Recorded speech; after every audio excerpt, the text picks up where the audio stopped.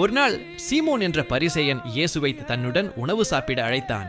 இயேசு அவனது வீட்டிற்கு சென்று பந்தியில் அமர்ந்தார்.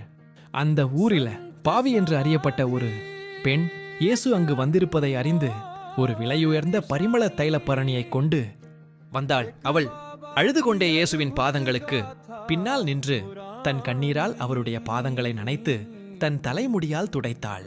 தொடர்ந்து அவருடைய பாதங்களை முத்தமிட்டு அந்த பரிமள தைலத்தை பூசினாள்.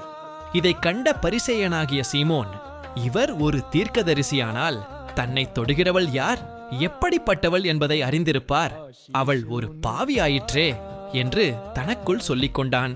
இயேசு அவனது எண்ணத்தை அறிந்து, சீமோனே, நான் உனக்கு ஒன்று சொல்ல வேண்டும் என்றார். அதற்கு அவன், போதகரே, சொல்லும் என்றான். இயேசு, ஒரு கடன்காரனுக்கு 2 பேர் கடன் பட்டிருந்தார்கள். ஒருவன் 500 வெள்ளிக்காசுகளும் மற்றவன் 50 வெள்ளிக்காசுகளும் கொடுக்க வேண்டியிருந்தது. கடனை தீர்க்க அவர்களுக்கு வழியில்லாததால் இருவரையும் அவன் மன்னித்தான். அப்படியானால் அவ்விருவரில் யார் அவனிடம் அதிக அன்பு காட்டுவான் என்று கேட்டார். அதற்கு சீமோன், அதிகம் மன்னிக்கப்பட்டவனே என்று நினைக்கிறேன் என்றான்.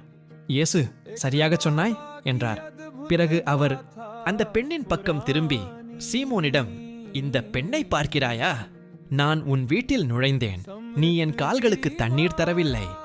இவளோ தன் கண்ணீரால் என் பாதங்களை நனைத்து தன் தலைமுடியால் துடைத்தாள். நீ என்னை முத்தமிடவில்லை. இவளோ நான் வந்தது முதல் என் பாதங்களை ஓயாமல் முத்தமிடுகிறாள். நீ என் தலையில் எண்ணெய் பூசவில்லை. இவளோ என் பாதங்களில் பரிமள தைலம் பூசினாள். ஆதலால் நான் உனக்குச் சொல்கிறேன், இவள் செய்த பல பாவங்கள் மன்னிக்கப்பட்டன, ஏனெனில் இவள் மிகவும் அன்பு காட்டினாள்.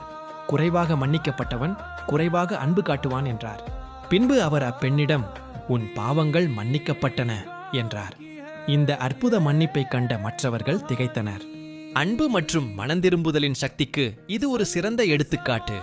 உண்மையான மன்னிப்பு என்பது தகுதியை பார்ப்பதில்லை, இதயத்தையே பார்க்கிறது. இந்த கதை உங்களுக்கு பிடித்திருந்தால் மறக்காமல் லைக் செய்து உங்கள் நண்பர்களுடன் பகிருங்கள்.